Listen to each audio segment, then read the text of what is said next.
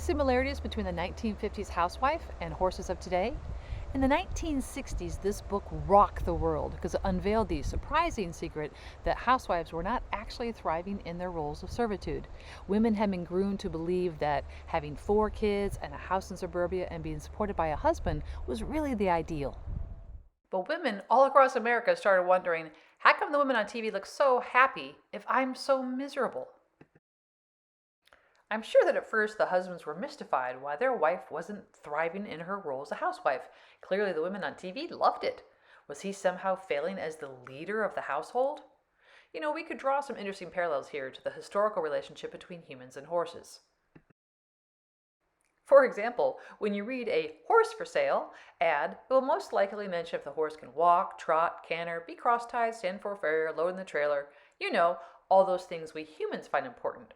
Rarely does it say what the horse finds important.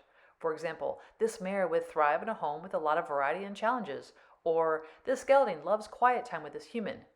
And when I call to ask about the horse's preferences, the sellers are often baffled by this question.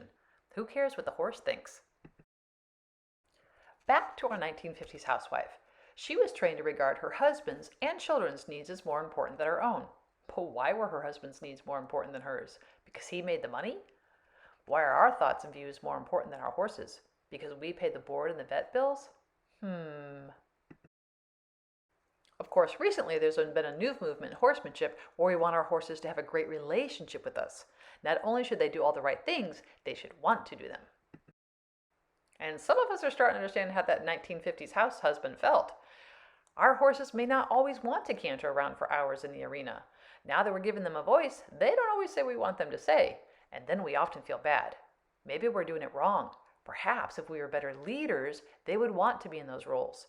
Or maybe we can start asking different questions. Questions like, what do our horses actually like to do? I know my mares like to do a whole lot of nothing. And if they do decide to canter around, it is a beautiful explosion of activity and joy for just about a minute. So, we've been expecting our horses to do all the good horse behaviors and like it. Perhaps we're missing something. We may need to change the measurement of what success looks like. Maybe a solid walk, trot, canter is no longer the measuring stick we should use. What if we measured our success by how our horses greeted us in the morning?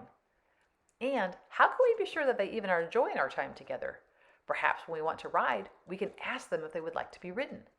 Willow and I have a hand signal that asks her to move over to the mounting block so I can ask her. I give her the signal, and if she doesn't line up to be mounted, I don't ride her.